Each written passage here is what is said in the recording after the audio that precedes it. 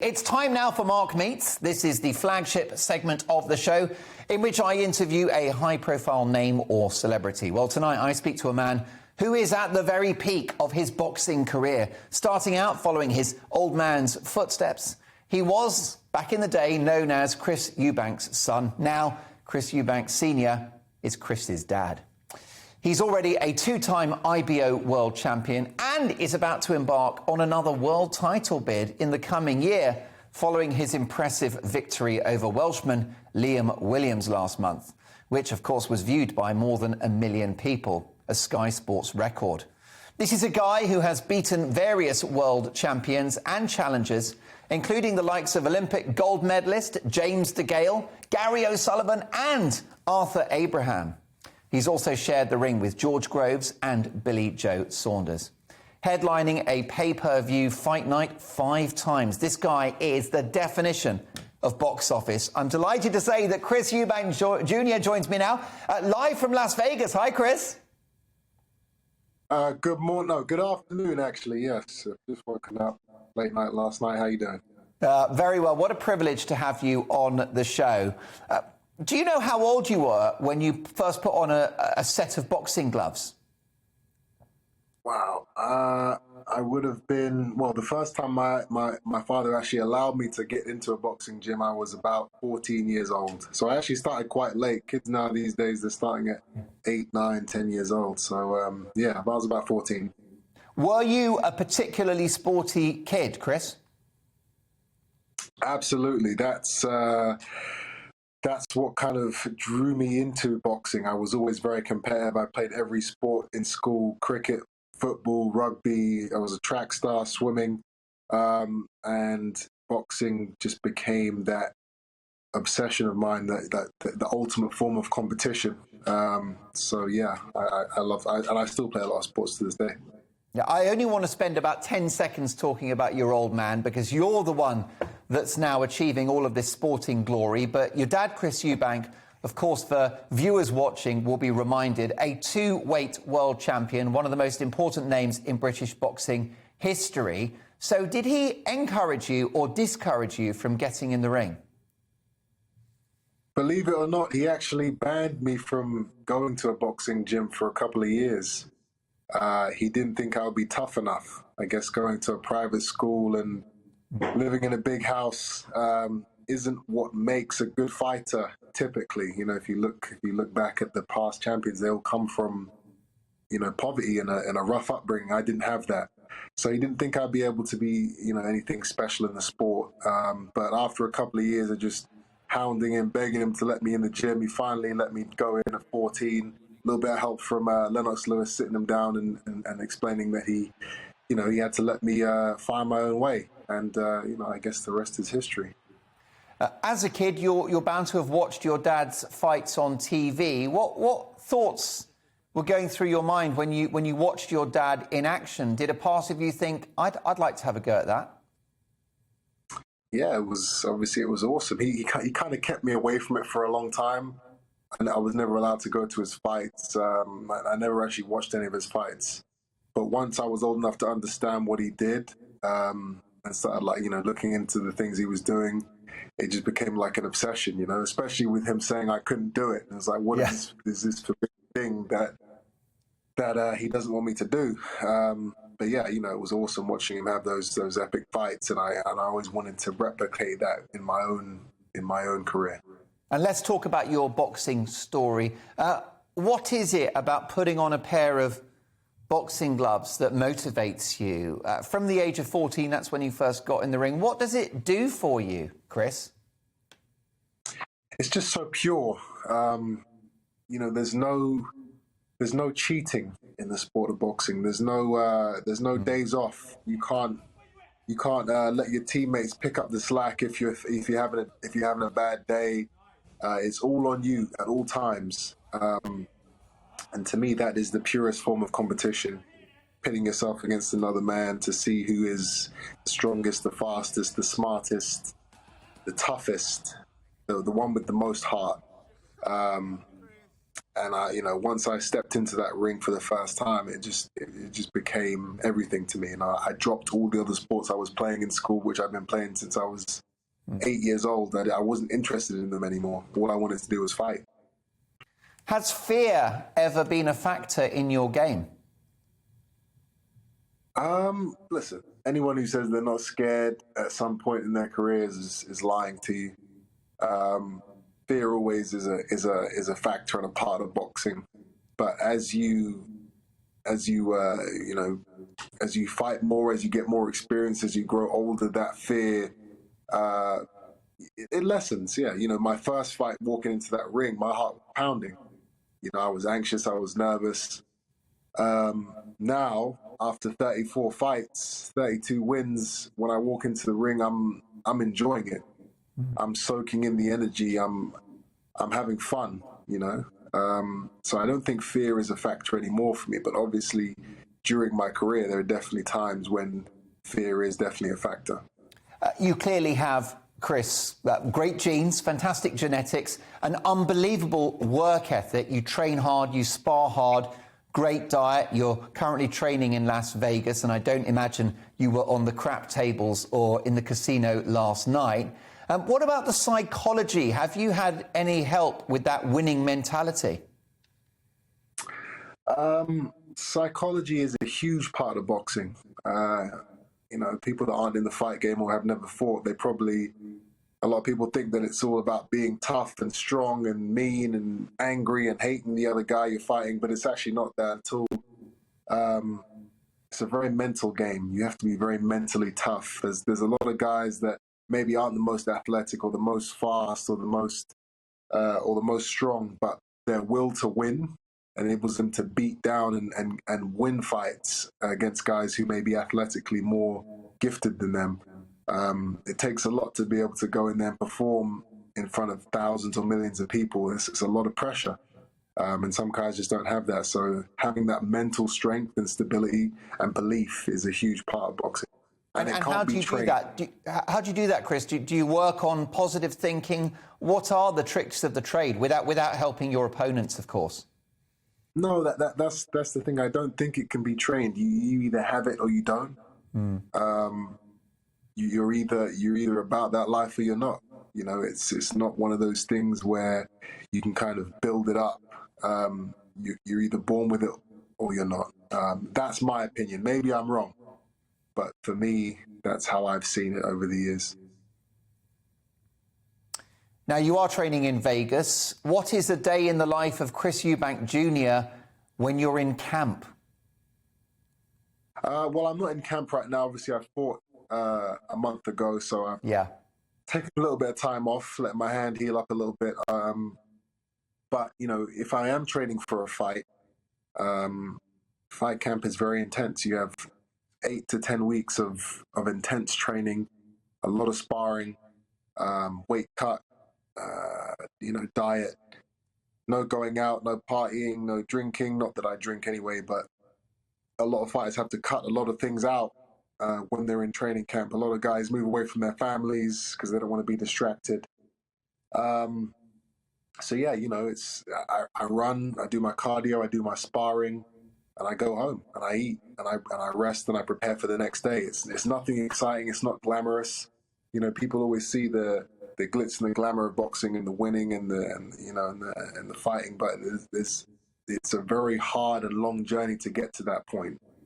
Training camps they're not fun. They are tough. They are grueling, but it's a part of the sport. So if you're not a big drinker, but when you're not in camp, how do you let your hair down? No, the last time I drank, I was 16 years old. I don't smoke. I don't do any of that stuff. I'm out here in Las Vegas now. I have my fun. I'll go to a club. I'll play a little bit of poker. I'll hang out with friends. Restaurants. Traveling a lot. I let my hair down, but I don't cross the line, and I don't blow up in weight either. A lot of guys, when they're outside of a fight camp, they get huge, and then they have to cut it all off. To make the weight, and that takes a strain on your body. I always stay within 10 pounds of my fight weight, which is why I think I'll be able to have longevity in the sport and be able to perform at a high level until at least the age of 36, 37. It's all about balance. And your dad had a long career and he looked after himself as well. I've got to say, not only are you an incredible athlete and clearly a ball winner, very stylish guy as well. We saw pictures of you there wearing some very, very smart clothes. How have you struck that balance between celebrity and your profession as a boxer? You know, I never got into the sport, regardless what many people may think, to become famous. Being a quote unquote celebrity is not, that wasn't my goal. You know, if that's what's happened over the course of my career, then that's great. But, you know, if you're going into the sport of boxing to you know, for money or for fame or for anything other than you just want to become a great fighter and for the love of the sport, then you never make it. Because it's too hard. There's too much sacrifice. There's too many points in your life where you're going to go through things, you know, the pain and the suffering. That's just, you're just like, you know what, I'm going to find something else. I'm going to find a different path. I love the sport. So I don't let the celebrity and the social media and all that, you know, get to my head. I'm very level-headed. I'm a very down-to-earth type of guy. And that's what you need to be in boxing. That's very clear to everyone watching. You've been linked, Chris, with fights with Kell Brook and Billy Joe Saunders next. If you take away the politics and it was your decision, who would you fight? Yes, those are two very big fights that are in the pipeline. If I had to pick one name at this stage of my career, it would be Triple G, Gennady Golovkin. That's a fight we are trying to make. I was supposed to fight him a few years back, and Kell Brook came in at the last minute and took that fight from me, which is why we have never, you know, we've never been cool. We have a beef which really needs to be settled. But Triple G is the number one name that I would love to fight next, and we are working on making that fight. Well, look, we are salivating at the prospect of that fight. We asked our viewers at home, Chris, who they think should be your next opponent. 31% said Kell Brook, 37% said Conor Benn, and 31% said Billy Joe Saunders. That's the voice of the people. Look, whoever you fight, do you feel like you've got your best boxing ahead of you? Is the best yet to come? I really do. Even at the age of 32, I'm still improving. I have a new coach now, Roy Jones Jr. You know, for the majority of my career, I never had a coach. So to have a man like that now behind me, in my corner, with me day in, day out, it's a huge thing. And I'm learning a lot. I didn't think I would be able to learn more than I already knew before I met Roy, because I've been doing it so long. But I'm improving, and there is still much more to come. And the great thing about my career where it's at now is that there's so many options, there's so many big names and fights that the fans want to see. So all we have to do now is get those fights made, and my promoters are on that heavily. So the next 12 months, the next 24 months are going to be huge for me. You've inherited your old man's good looks, his abs and his guns, and his fast twitch muscle fibre. How much has he influenced you, though, as a boxer? Hugely. My old man has been, you know, he's been an advisor. He's been, you know, a coach, a mentor, you know, for my whole life. But especially through my boxing career, I've learned so much from him. The things he was able to achieve in his career, obviously, have always been something that I've kind of admired, looked up to, and tried to replicate. And you can't buy the knowledge that he has. So to have that with you every day is it's a blessing, and I've used it to my advantage as much as possible. Is it hard for him to watch his little boy in the ring? Well, I'm most definitely not a little boy anymore. Maybe when I was just started out at 14 years old, but I'm a 32-year-old. You know, veteran in the game now. So, yeah, that's definitely not how it is. He's behind me. He's very proud. Don't you think that no matter how successful you get and how ripped you get, you're still his kid, aren't you? You're still his young lad. I mean, does it not worry him sometimes? Does he ever ask you to maybe retire? Is there a conflict between the boxer Chris Eubank Sr. and the dad? There's definitely a conflict. My father, I find it hard to separate being a dad from being, a business partner and a mentor in the boxing game. But I get it. It's just one of those things. But he's fully behind me. He's seen me go through the ups and downs of the sport. He's been there at the highest, the highs, and the lowest, the lows. We've traveled this path together, and we will continue to do that. He's got my back, and we're a great team. Well, look, you've got so many great fights left in you. We all wish you well. Endless emails coming in. I'd never get through all of them, just saying what huge fans they are of you and of your amazing sporting success. So, we're backing you all the way in your future fights. You've had a really, really tough year in another way, of course, Chris, you and the family, an awful 8 months. You lost Sebastian. Can you just tell me how you're coping with that and how the family are? Yeah. My brother passed away, and that was tough. That was really tough. It was something that I obviously had to deal with during getting ready for fights, and it's something I've never really had to deal with something like that in my entire life. So it's tough, and it's still tough. But the love I have for him, I know what he wanted me to do. I know he'd be, behind me and wanting me to push forward and keep doing what I'm doing in the sport and to reach the goals that I set out for myself. So, we've all stuck together as a family, and we know he's with us each step of the way and watching over us. So, yeah. A tragic accident, and we just extend our sympathies, Chris, to you and the family. Absolutely devastating stuff, and he was clearly a remarkable young man.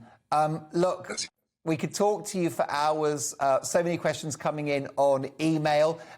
When you retire, which I'm hoping is in years and years and years' time, probably you'll be 50 when you finally put down your boxing gloves. Will you do a bit of reality TV? I've been asked to do reality TV many times. I actually have done some already. You did Gogglebox, didn't you? Gogglebox, yeah, that was brilliant. Fun. That was a cool experience. Would I go into a jungle and eat insects? Would I go on, would I go ice skating or whatever else these guys are doing? I don't know. I don't think so. But who knows what my mindset is going to be years after I retire, and I want to do something to keep myself occupied. I don't know. But for right now, being on reality TV isn't on my list of things to do. Saying that, I probably will do the Gogglebox again at some point, because that's chill. You're on the couch, you're with your old man, you're watching TV and having fun. That's something. That's more of the type of thing that I would be looking at right now. Well, when you're back in London town, we'd love to have you in the studio, because so many people have enjoyed this interview, Chris. Final question before I let you get to your 8-egg omelette and your turkey breast and all the rest of it, your sausages, your protein shakes. We've established you're a very stylish young man, quite the clothes horse. What about your dad's clothes? Have you borrowed any of his +4s or any other outfits? My old man is he is an icon in the fashion world. Won Best Dressed Man awards, and I've never even seen him in a robe.